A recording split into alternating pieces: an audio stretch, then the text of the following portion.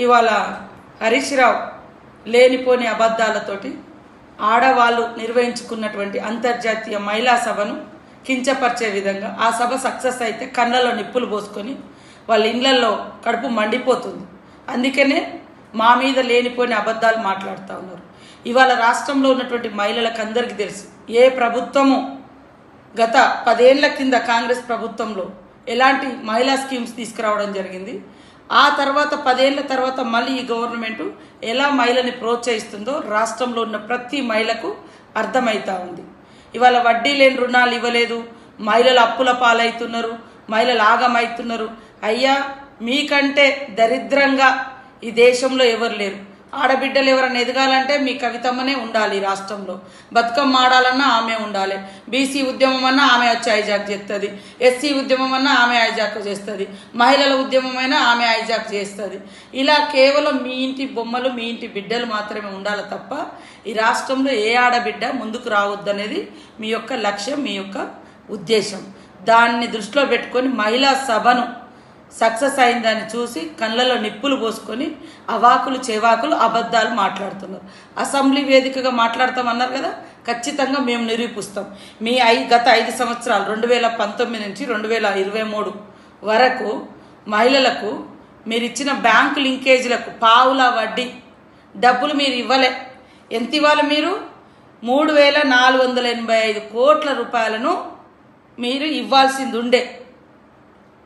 వడ్డీలు మీరు ఇవ్వాల్సినటువంటి వడ్డీ, మీరు పెట్టిపోయినటువంటి బాకీ మహిళలకు 3,485 కోట్ల రూపాయల వడ్డీ డబ్బులు మీ ప్రభుత్వం రిలీజ్ చేయకపోవడం మూలంగా ఇవాళ మహిళలు అప్పుల పాలయ్యారు.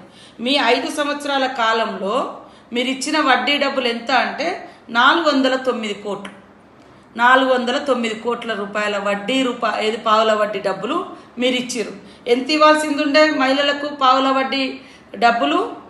మీరు 3,485 కోట్ల రూపాయలు వడ్డీ డబ్బులు మీరు చెల్లించాల్సింది ఉంటే అది చెల్లించకుండా మోసం చేసి లాస్ట్కు అభయస్థం డబ్బులు తిన్న చరిత్ర కూడా మీదే. మీరు మా గురించి మాట్లాడే అర్హత ఉందా? ఎస్, మేము గత 2024లో వచ్చిన తర్వాత మా ప్రభుత్వం గత మార్చి వరకు ఉన్న డబ్బులు ఫ్రీ చేసి ఈ మార్చి అంతర్జాతీయ దినోత్సవం రోజు మిగతా వడ్డీ డబ్బులను కూడా ఇవ్వాలని డిసైడ్ చేసి ఇవ్వడానికి ప్రణాళికలు రూపొందించుకోవడం జరిగింది. కనీసం మీకు ఎప్పుడైనా ఆలోచన వచ్చిందా? మహిళా సంఘంలో ఉన్న సభ్యురాలు చనిపోతే ₹1 అన్న వాళ్ళకి హెల్ప్ చేద్దామని మేము ఇవాళ 10 లక్షల తోటి గత సంవత్సరం అంతా 400 మంది మహిళలు చనిపోతే 45 కోట్ల రూపాయల చెక్కులు ఇవ్వడం జరిగింది. ఇది మా చిత్తశుద్ధి. మీ చిత్తశుద్ధి ఏంది? వాళ్ళు మహిళలు రూపాయి పొదుపు చేసుకొని అభయహస్తం కింద దాచుకుంటే అవి కూడా వాడుకొని మీరు ఇవాళ మహిళల్ని ఆగం చేస్తున్నారు. అబద్ధాలకు గుట్టిరా మీరు. నిజంగా అబద్ధాలకు గుట్టిన వాళ్ళు ఇట్లా మాట్లాడతారు. అసెంబ్లీ వేదికగా మేము చర్చకు సిద్ధంగా ఉన్నాం. నీ ప్రభుత్వంలో పెండింగ్ ఉన్నాయా, మా ప్రభుత్వంలో ఏం పెండింగ్ ఉన్నాయో మేము 24లో ఏదైతే జనవరి నుంచి ఉన్నటువంటి వడ్డీలు మార్చిలో క్లియర్ చేసినాం. ఇప్పుడు మార్చి టు మార్చి మళ్ళీ క్లియర్ చేస్తున్నాం. ఇది మా చిత్తశుద్ధి. మరి 3 ఏళ్ళు 000 ఉన్నాయి. రూపాయి కూడా రిలీజ్ చేయలే మీరు 3 ఏళ్లలో. 5 ఏళ్లలో మీరు ఇచ్చింది కేవలం 409 కోట్లు. ఇది మీ చిత్తశుద్ధా? ఇది మీరు మాట్లాడే అర్హత ఉందా? హరీష్ రావు మాట్లాడేటప్పుడు కొంచెం వెనక ముందు రిపోర్ట్ తెప్పించుకోండి, వాస్తవాలను మాట్లాడండి. అబద్ధాలు 10 సార్లు చెప్తే అదే నిజమవుతుందని అనుకుంటారని భ్రమిస్తున్నారు. కానీ మహిళలు ఇవాళ ప్రతి దగ్గర 10 మందికి ఉపాధి కల్పించే స్థాయికి వచ్చారు. ఉపాధి కల్పించడం కోసం కృషి చేస్తున్నారు. కోటీశ్వర్లను చేయాలంటే మీ లెక్క నైట్కు నైటే ఎవరు కోటీశ్వర్లు గారు? ఒక లక్ష్యం పెట్టుకొని పనిచేస్తున్నాం.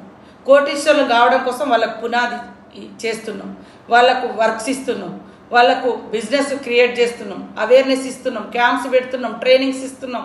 ఇది మా చిత్తశుద్ధి. మరి మీరు కేవలం రెచ్చగొట్టడం, వీళ్ళు చేయలే వాళ్ళు చేయాలి. అరే, మేము చేసిన డబ్బుల అభయహస్తం డబ్బులు కూడా మీరే తిన్నారు. ఇవాళ మేము మహిళలను ఎంకరేజ్ చేసి సపోర్ట్ చేస్తుంటే ఫ్రీ బస్ ఎందుకు? కొట్టుకోవడానికా, డ్యాన్స్లు వేసుకోవడానికా అని మాట్లాడారు. మీకు మాట్లాడే అర్హత ఉందా మహిళల గురించి? కాబట్టి మహిళల గురించి ఎక్కువ మాట్లాడుకుంటే మంచిది. మీ కుటుంబ సభ్యురాలు ఉన్నారు కదా, ఆమె గురించి బాగా పొగుడుకుంటే సరిపోతుంది.